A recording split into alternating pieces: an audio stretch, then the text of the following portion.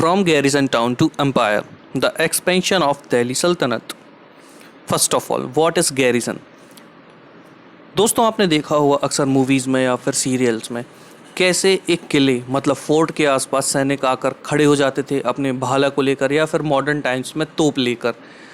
इसी तरह से हैवी फोर्ट्स के साथ अगर हैवी नंबर ऑफ सोल्जर्स हैं और वो किसी फोर्ट में रह रहे हैं और इसी तरह से उन्होंने एक अपनी सोसाइटी डेवलप कर ली है तो इसे हम कहते हैं गैरिसन टाउन्स।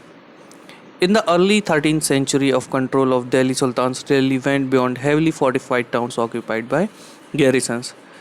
13th century के आसपास जो दिल्ली के सुल्तान्स थे उनका रूल काफ़ी सीमित था। बहुत ही मुश्किल होता था कि वो ऐसे गैरिसन टाउन से बाहर निकलें, वो अपने गैरिसन से बाहर निकलें, वो केवल वहीं पर रूल करते थे।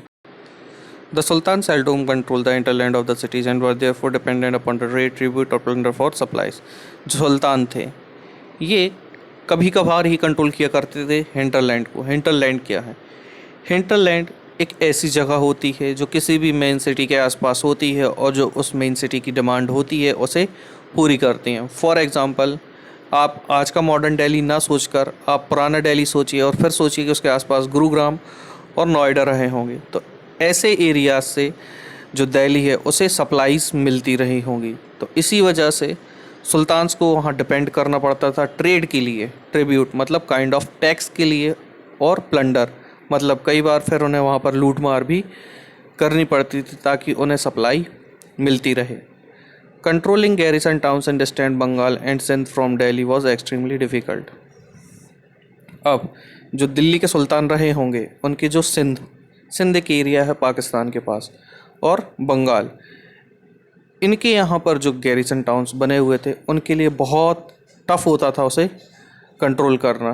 क्या डिफ़िकल्टीज़ थी? वो रिबिलियन वॉर्स हो जाते थे, मतलब कई बार बहुत दिनों तक अगर सुल्तान वहाँ विज़िट नहीं कर रहे तो वहाँ रहने वाले जो सैनिक हैं, वहाँ जो ग्रुप ऑफ पीपल हैं, वो अगेंस्ट द रूलर चले जाते थे। वॉर में तो होना ही था ऐसा, और कई बार ख़राब मौसम की वजह से भी उनकी कम्युनिकेशन रूट्स ख़राब हो जाती थी। अब इन्हें और भी चैलेंजेस मिलते थे। किन से मिलते थे भाई? इन्हें मिलते थे मंगोल से। ये मंगोल वो लोग हैं जो आज मॉडर्न मंगोलिया में रहते थे और इसी वजह से वो हमेशा इन्वाजन करते रहते थे अफ़गानिस्तान से आने के बाद। और कई बार जो इनके गवर्नर हैं ये भी मौका देखते रहते थे कि कैसे सुल्तान की कोई भी वीकनेस नज़र आए और हम इनके अगेंस्ट चले जाएं। द सल्तनत बैरली सर्वाइव दिस चैलेंजेस। बहुत ही मुश्किल से जो सल्तनत थी उसने इसे सर्वाइव किया था। और जो ये सल्तनत थी ये एक्सपेंड कब हुई? ये एक्सपेंड हुई गियासुद्दीन बलबन के दौरान, अलाउद्दीन खिलजी के दौरान और मोहम्मद तुगलक के दौरान। फर्स्ट एक्सपेंशन में हमें समझ में आ गया कि कैसे इंटरनल फ्रंटियर्स का वो कंट्रोल रखा करते थे। अब उन्होंने सेकंड कैंपेन शुरू किया। अब स्वाभाविक सी बात है, नेचुरल है कि हमें अगर पता चल जाए कि हाँ भाई हमारा पूरा का पूरा इंटरनल फ्रंटियर मतलब वो एरिया जो हमारे कब्ज़े में है वो पूरा अच्छे से चल रहा है, तो हम उसे एक्सपेंड करने का सोचेंगे। और उस एक्सपेंशन के लिए क्या चाहिए हमें? एक्सपीडिशंस मतलब बाहर निकलकर दूसरे एरियाज़ में जाकर युद्ध करना, दूसरे राजाओं के साथ युद्ध करना, दूसरे किंगडम्स को अपना बनाना। इसकी शुरुआत सुल्तान्स ने कब की थी और किसके दौरान की थी? तो ये 13th सेंचुरी में शुरू हुई थी अलाउद्दीन खिलजी के दौरान, और ये कल्मिनेट हुई थी मोहम्मद बिन तुगलक के टाइम पर। मतलब जो मोहम्मद तुगलक था उसके टाइम पर ये जो रेन था सुल्तान्स का ये पीक पॉइंट पर था। अब ये जो कैंपेन होती थी इसमें जो भी सुल्तान की आर्मी होती थी ये सारे कैप्चर कर लेती थी एलिफेंट्स को, हॉर्सेस को और स्लेव्स को। मतलब जो ऑपोजिट साइड का किंगडम होता था उनके हॉर्सेस, एलिफेंट्स और जो स्लेव्स नौकर होते थे ये सारे के सारे प्रीशियस मटेरियल लेकर अपने सुल्तान के पास वापस आ जाया करते थे।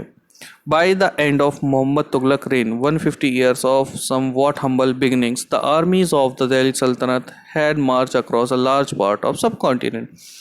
वैसे तो शुरू में 150 years तक जो सुल्तान्स का रेन था ये काफ़ी हद तक कमज़ोर था, उतना मजबूत नहीं था। लेकिन धीरे धीरे अब मोहम्मद तुगलक के रेन में इन्होंने दिल्ली से निकलकर जो सब कॉन्टिनेंट है उसमें काफ़ी हद तक कब्जा जमा लिया था।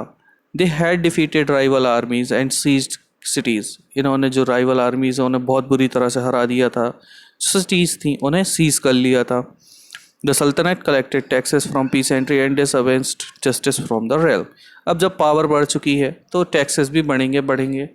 तो भाई जो सुल्तान थे इन्होंने पीसेंट्रीज़ के साथ टैक्सेस बढ़ाना शुरू कर दिए और उसके बाद इन्होंने जस्टिस अपने हाथ में ले लिया था। अब जो जस्टिस होता था ये दिल्ली के सुल्तान किया करते थे।